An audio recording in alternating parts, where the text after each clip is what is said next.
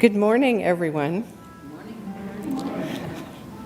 I never expect that. It's always a surprise. And welcome to Quimper Unitarian Universalist Fellowship. If you have not already done so, I'd like to remind everyone to please place your cell phone in worship mode. Whoever you are, wherever you're from, whomever you love, and whatever your faith tradition, you are welcome here. My name is Susan Landau, and I am your worship assistant.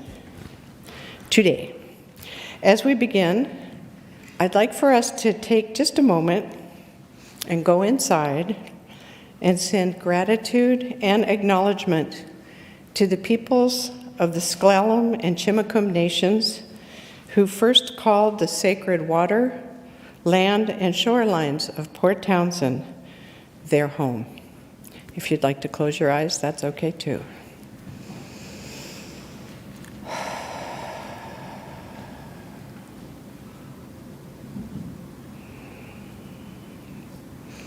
As a community, we honor and acknowledge our Indigenous members and neighbors and vow to help restore and sustain their homelands. As we settle into our time together, let us quiet our minds, open our hearts, and center ourselves with the ringing of the chime.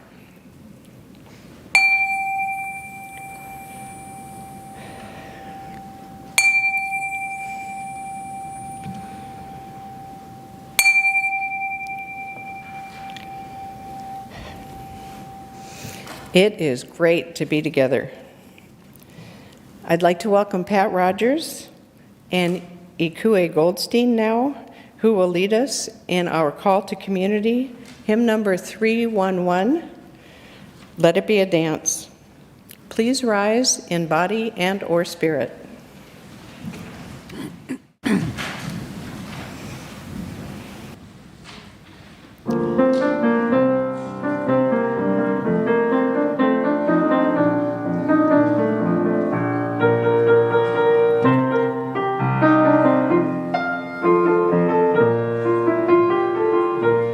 Let it be a dance we do.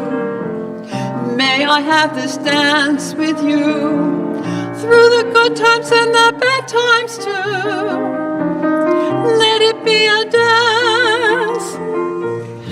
Let a dancing song be heard. Play the music, say the words, and fill the sky with sailing birds. Let it be a dance. Let it be a dance. Let it be a dance. Learn to follow, learn to lead. Feel the rhythm, feel the need to reap the love and plant the seed. Let it be a dance. Let it be a dance we do. May I have this dance with you through the good times and the bad times too. Let it be a dance. Everybody turn and spin. Let your body learn to bend. And like a willow in the wind, let it be a dance. Let it be a dance. Let it be a dance. Let it be a dance we do. A time for joy, a time to die. And take it as it passes by.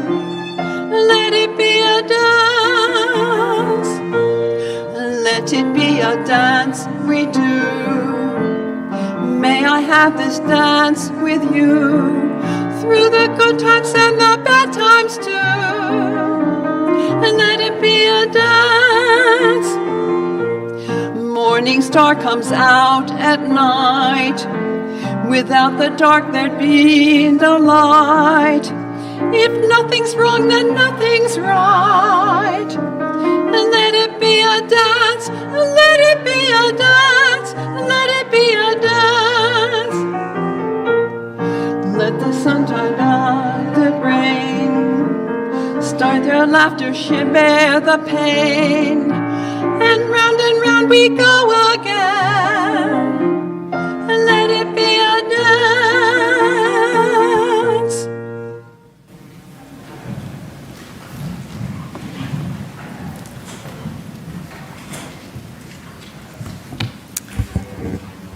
Thank you, Pat and Ikue. Please join me now in our chalice lighting words. They were written by Judith L. Quarles. At this hour, in small towns and big cities, in single rooms and ornate sanctuaries, many of our sibling Unitarian Universalist congregations are also lighting a flaming chalice. As we light our chalice today, let us remember that we are part of a great community of faith. May this dancing flame inspire us to fill our lives with the Unitarian Universalist ideals of love, justice, and truth. Our opening words and responsive reading are from the Tao Te Ching by Lao Tzu, translated by Feng and English. Returning is the motion of the Tao. Yielding is the way of the Tao. The 10,000 things arise from being. Being arises from not being. Chapter 40. And now please join in our responsive reading. 30 spokes share the wheel's hub. It is the center hole that makes it useful. Shape clay into a vessel. It is the space within that makes it useful. Cut doors and windows for a room. It is the holes which makes it useful. Therefore, profit comes from what is there, usefulness from what is not there. I'd now like to welcome forward Bo Olgren, the Director of Family Ministry.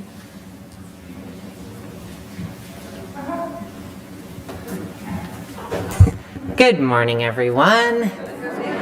At 7:30 this morning, we sent off 8 of our youth to go to the Mount Zion Baptist congregation, which is also starting at 10 a.m. And so right now they are in a sanctuary over in Seattle, exploring with Mount Zion. And this morning, the reason that I am wearing swim trunks is because our high school youth group is doing their polar plunge today at noon down at Fort Worden. So if you would like to witness a small gathering of us plunging into the water, you may join us. We have hot cocoa. And this morning in our RE classes, our littles are discovering all the ways that they already help those around them and exploring new ways that they might help others. And then our middle elementary grade is finishing our unit on Hinduism. So if those of you on the aisles will rise in body or spirit, we will sing the children to their classes.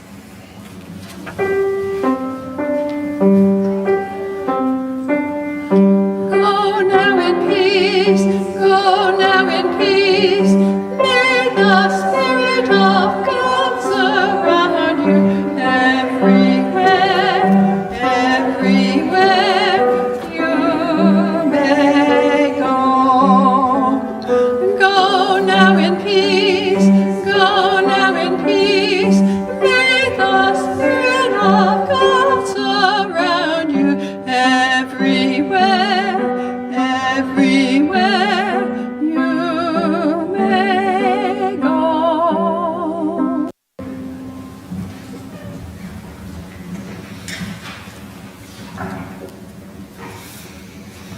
Thank you, Bo.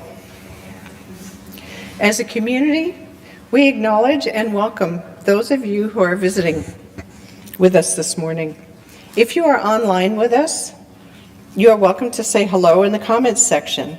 Tell us your name and where you are from. The Zoom chat section is below on the right side of the video when you are not in full screen. If you are attending in person, please raise your hand or rise so that we may welcome you. We have any visitors today? Welcome.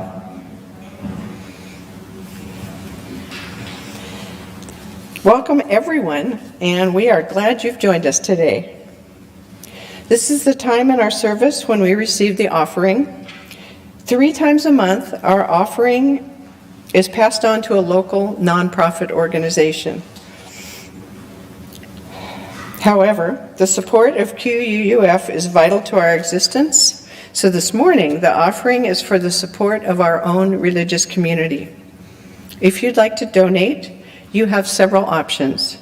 For those here in the sanctuary, the ushers will now receive the offering. For those viewing online, you can text the amount you'd like to donate to the number showing at the bottom of your screen. Other options are to go to our website, quuuf.org, and click on the giving link, or just mail a check to QUUF. Just please remember to put QUUF in the memo line. We will now gratefully receive your offering as we listen to the best-known Taoist melody, Moon Reflected on Erquan Pond, which was written by a blind Erhu master named Hua Yan-jun. The Erhu soloist is Zhou Wei.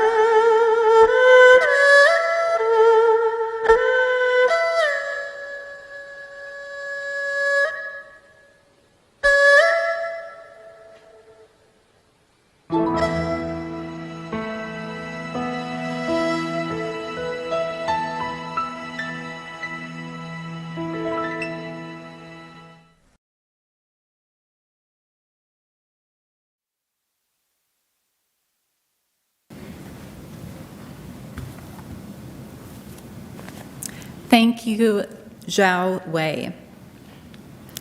As you may have figured out, last week's Sunday service was not broadcast because of an outage in Port Townsend. However, if you're interested in learning more about the new program on Wild Church, please check out the link that's at the bottom of Katie Taylor's blog on the February 17th QUUF Friday update. It's a recording of most of the service.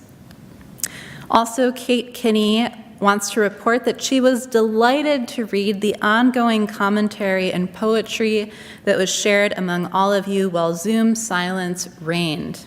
Very creative, and a sermon unto itself. I now welcome Martha Moyer up to give an announcement.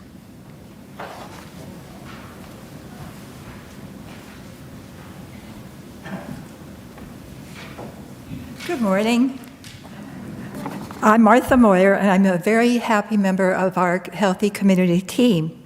We are hosting an hour-long conversation circle today during our coffee hour, starting around 11:15 here in the sanctuary. We'll let everyone have a chance to grab coffee, say hello to your friends, and then we'll walk through with a bell so we don't interrupt any of your important conversations. When you hear the bell, that means that we're ready to start. This is an opportunity to connect, again, face to face, to discuss topics important to you right now.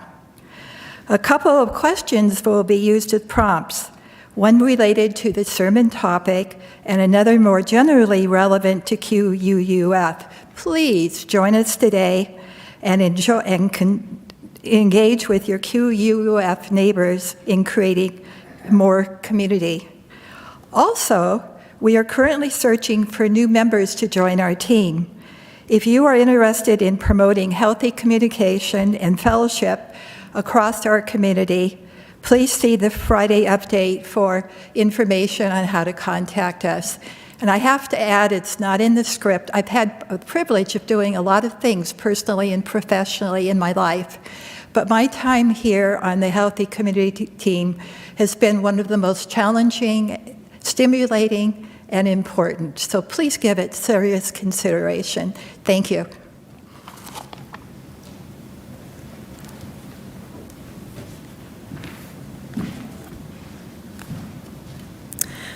We will now share our joys and sorrows, recognizing that our personal joys and sorrows are only a fragment of the joys and sorrows of the larger community of life.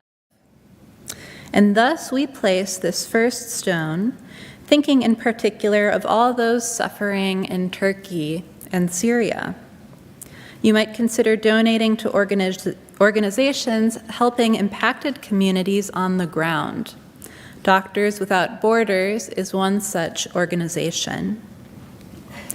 And now, within the congregation, we place this stone to celebrate Tony Vincent's move this past Friday to Avamere. We wish for her good sleep, relaxation, and a new community. Tony asked us to place a second stone in appreciation for all the help from friends and congregants who helped her with the transition. Tony says thank you to all who were involved. And now we place a final stone, holding in our hearts the joys and sorrows I've just shared, but also thinking of such joys and sorrows among us that are unexpressed, but of no less importance. I invite you now into a moment of silence.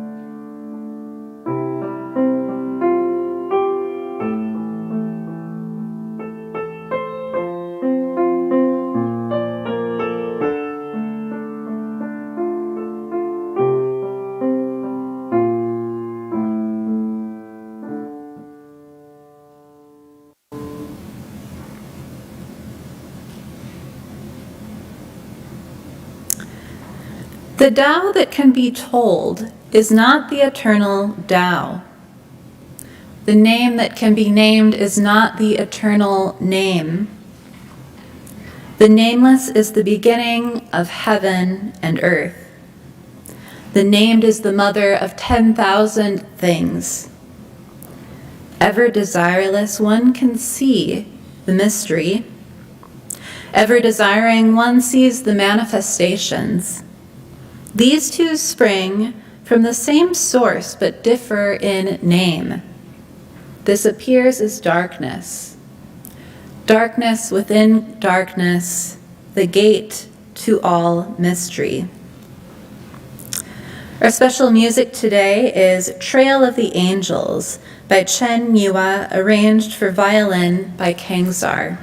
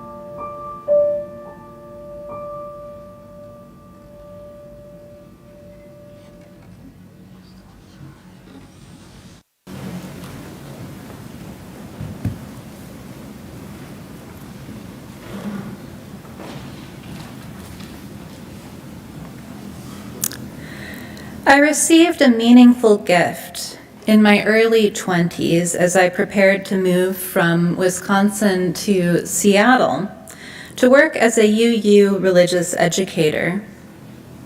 The gift was a book from my childhood minister at the First Universalist Unitarian Church of Wausau, from the Reverend Glenda Walker.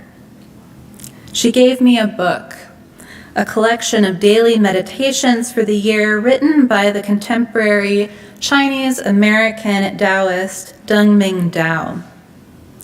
My first year living in Seattle was grounded by these morning readings. It was my first experience of a daily devotional, of the practice of slowly reading a text each morning, opening in reverence and curiosity to the words before me, and to the impact of these words for my life. These readings guided me as I learned to make my way in a new city, opening to new paths and a new chapter in life. The practice of a daily devotional has companioned me many times since.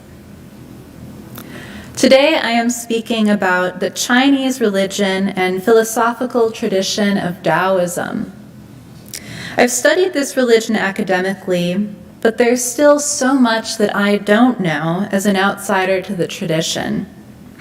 I hope this offering might share some of the facets of this tradition that I find life-giving. Taoism offers many lenses for deep engagement with the living world. I hope this message will be faithful to this rich tradition. In Taoism, humans and animals are meant to live in balance with the Tao. The word Tao is often translated as the way, way-making, or the universe. Qi is the energy that flows through the cosmos on a macro scale and through the human body on a micro scale. In the Tao Te Ching, a philosophical translation, the scholars Ames and Hall define Qi as, quote, both the animating energy and that which is animated. Acupuncture from traditional Chinese medicine seeks to heal the body through directing the flow of Qi. This morning we've heard passages of the Tao Te Ching, the most famous Taoist text. The title can be translated as the way and its virtue, or the way and its power. I find it meaningful that the word day can be translated as both virtue and power. Ames and Hall define day as, quote, the insistent particularity of all things. The Tao Te Ching is attributed to the philosopher Lao Tzu, who lived near the time of Confucius, around 500 BCE. It's likely that the Tao Te Ching, like many sacred texts, is actually a collection of sayings from many authors.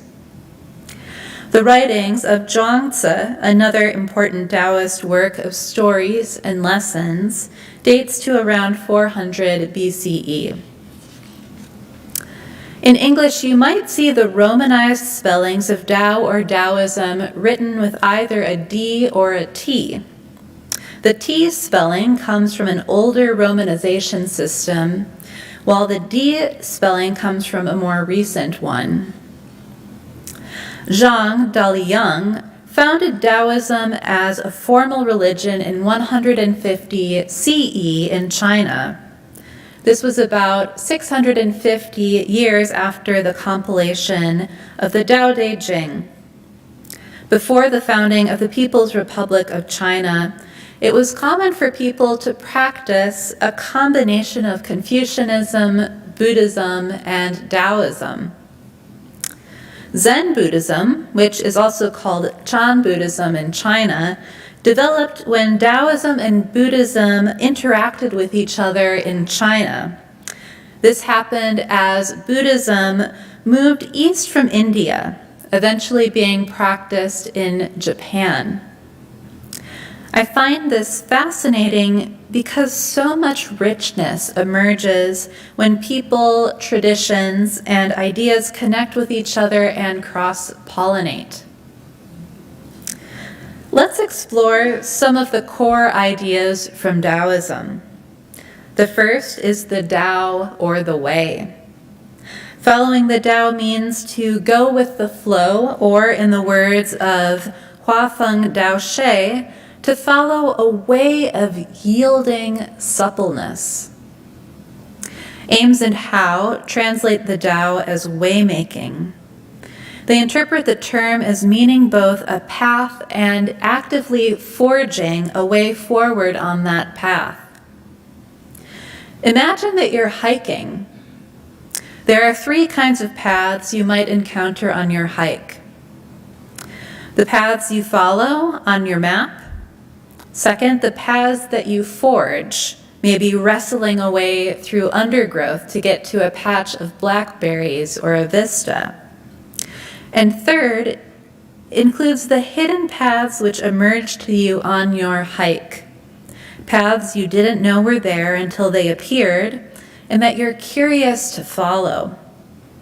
Perhaps the Tao as way and waymaking is like some combination of these 3 paths. Taoism is not theistic. The way is not God with a capital G, and it's not something that's strictly spiritual. It's a natural system, something like the universe. However, the Tao might include gods or deities. Taoism does not categorically separate the spiritual and the material. In terms of something like a cosmology or afterlife, She states that objects might condense out of the Tao. They're carried along with it through their lives, and then they dissolve into it at death, never really separate from the Tao. An emblematic quality of the Tao is that it is bigger and broader than language can contain. The Tao Te Ching begins with the powerful message, the Tao that can be told is not the eternal Tao. The name that can be named is not the eternal name. Port Townsend's own Red Pine offers this translation. The way that becomes a way is not the immortal way. The name that becomes a name is not the immortal name. An important symbol in Taoism is the black and white yin-yang symbol, which depicts the balance and interconnectedness of opposites. On the yin-yang symbol, we see that opposites like darkness and light flow into the other, equal in strength and influence. Each is contained within the heart of the other. I often think of the yin-yang symbol at the winter solstice, a time marked by overwhelming darkness, but also punctuated by practices of bonfires and candle lighting. And simultaneously, on the other side of the globe, there is a summer solstice, a time of overwhelming light, and with it, the delight of shady trees and dark movie theaters. The concept of emptiness is important in Taoism. Emptiness is more than just the absence of something. Emptiness itself has value. And we see this described in chapter 11 of the Tao Te Ching, which we read earlier. Shape clay into a vessel. It is the space within that makes it useful. Cut doors and windows into a room. It is the holes which make them useful. Therefore, profit comes from what is there, usefulness from what is not there. Emptiness is also an important component of Zen Buddhism. In researching for this service, I was surprised to learn that the Tao Te Ching was written in the wake of a time of war. Living in alignment with the Tao could be a path to peace. There's a sobering passage in chapter 46 of the Tao Te Ching which reads, "When the Tao is present in the universe, horses haul manure. When the Tao is absent from the universe, war horses are bred outside the city."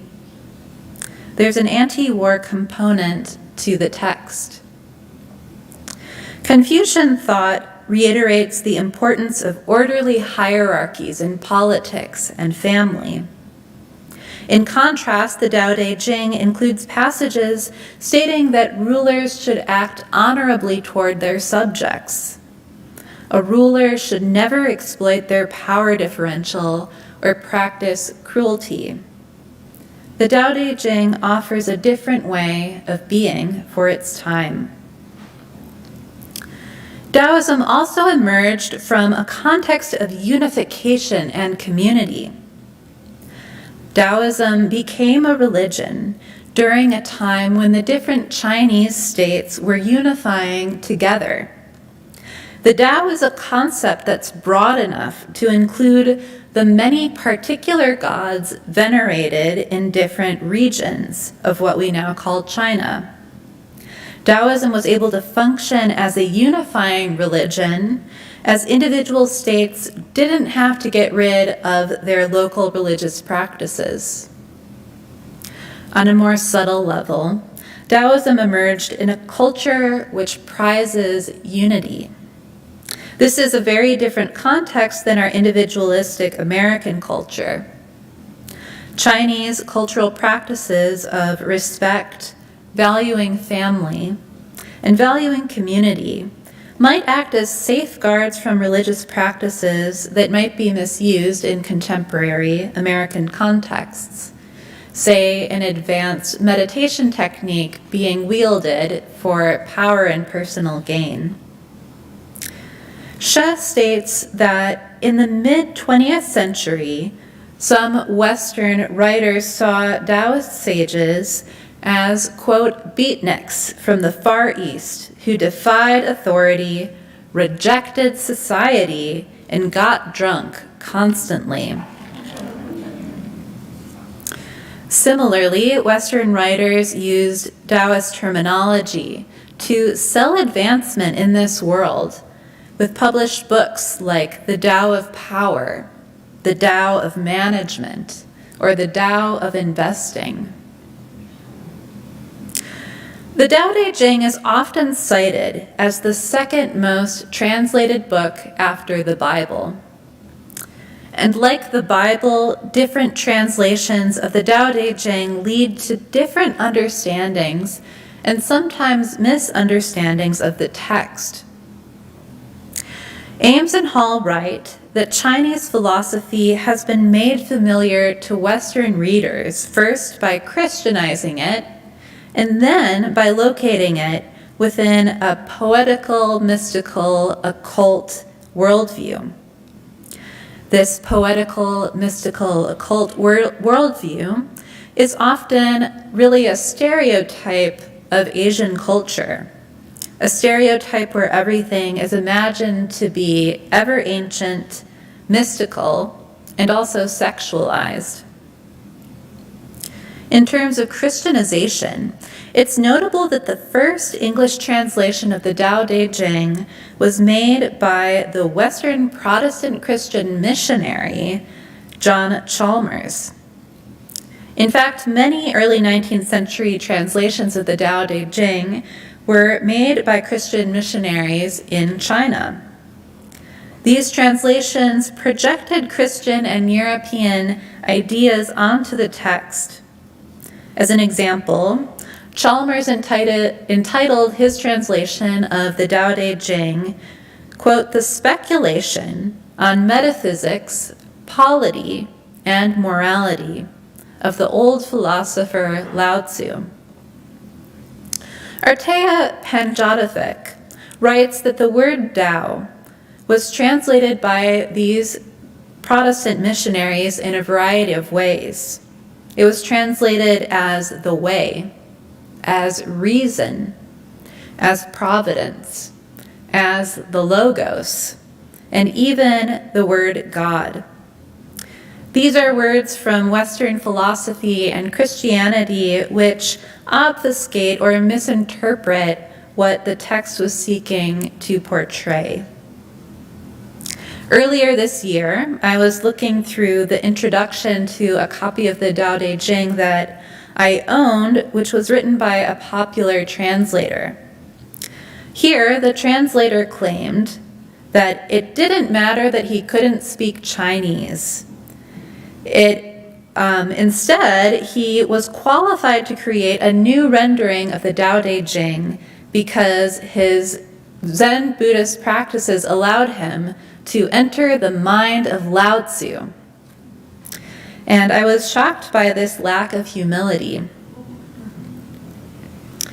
It's so very human to be pulled to sacred texts. It's human to connect with them and to see ourselves reflected in them. But sacred texts always have a surplus of meaning. The texts are applicable to our time, but they're also tethered to the time and place of their creation.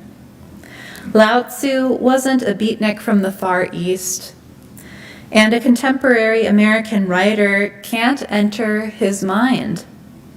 Sacred texts are always both for us and not for us alone. This is what makes them sacred. The final concept that I'd like to explore from Taoism is Wu Wei. Wu Wei is how a person is able to get in alignment with the Tao. Wu Wei means not doing or non-coercive action. It's an attitude of non-attachment. Water is a common metaphor for Wu Wei. If you want to swim in a river, Wu Wei might mean floating with the current rather than struggling against it. Literally going with the flow. Water, Mary Isaacs writes, illustrates the concept of flow and of great power deriving from softness, adaptability, responsiveness, and balance. Moving into alignment with the Tao requires moving smartly rather than pushing forward with excessive force. The writings of Zhuangzi include many stories of people connected to the Tao who practice Wu Wei. There's the story of a practiced butcher who quickly and skillfully carves an ox without any extra effort or movement. There's the story of a man so tuned into the way that he swiftly and intuitively catches cicadas on a sticky pole. The more famous Zhuangzi story of not doing is that of the wood carver. It reads as follows. Woodworker Ching carved a piece of wood and made a bell stand. And when it was finished, everyone who saw it marveled, for it seemed to be the work of the gods or spirits. When the Marquis of Lu saw it, he asked, "What art is it you have?" Ching replied, "I am only a craftsman. How would I have any art? There is one thing, however. When I am going to make a bell stand, I'll never let it wear out my energy. I always fast in order to still my mind. When I have fasted for 3 days, I no longer have any thought of congratulations or reward or titles or stipends. When I have fasted for 5 days, I no longer have any thought of praise or blame or skill or clumsiness. And when I have fasted for 7 days, I am so still that I forget I have 4 limbs and a body and form. By that time, the ruler and his court no longer exist for me. My skill is concentrated, and all outside distractions fall away. After that, I go into the mountain forest and examine the heavenly nature of the trees. If I find one of superlative form, and I can see a bell stand there, I put my hand to the job of carving. If not, I let it go. This way, I am simply matching up heaven with heaven. That's probably the reason that people wonder if the results were not made by spirits. The wood carver uses Wu Wei, uses not doing or non-coercive action. The act of carving the bell stand happens pretty quickly and intuitively. But Wu Wei is only achieved after a week of intense focus in building up qi, or energy, through spiritual practices. The wood carver discerns the tree, which contains the bell stand, by paying close attention to which tree's inner nature aligns with his own inner nature. To put it another way, intense focus allows the wood carver to truly perceive the day of the tree. He perceives the tree's power or virtue, its insistent particularity. In seeing the tree's insistent particularity, the wood carver practices Wu Wei and connects to the Tao. This story offers a glimpse of what might be possible if we pay attention to the insistent particularity of the world around us. A lack of self-consciousness and a sense of flow, but more importantly, deep, deep attunement. May we all be visited by such moments of attunement and reverence. May we all be visited by such moments of attunement and reverence. May it be so, and blessed be. Our closing hymn is hymn number 318, We Would Be One. Please rise in body or in spirit.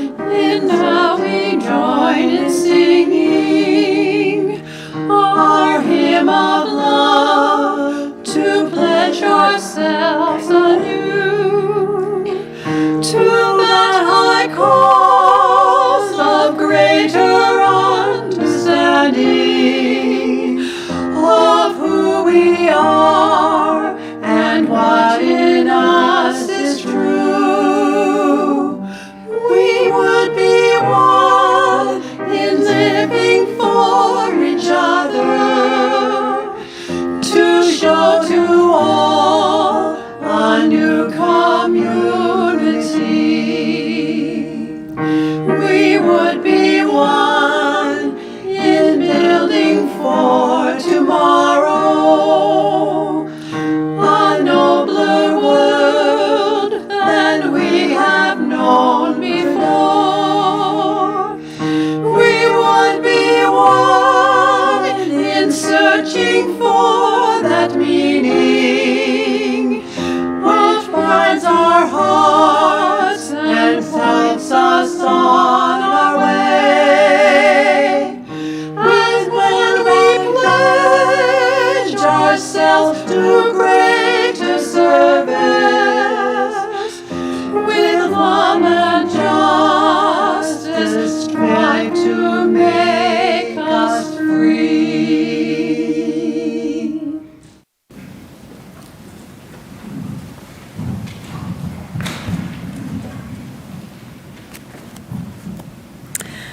Please join me in our chalice extinguishing words.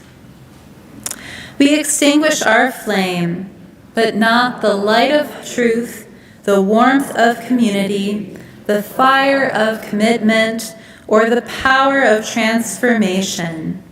These we carry in our hearts until we are together again. Next week, Kate Kinney will be speaking on the topic of forgiveness, and we hope that you can join us.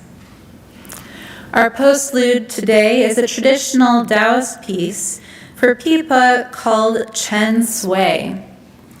The pipa is played by Chris Stevens with a photo by Dan Landrum.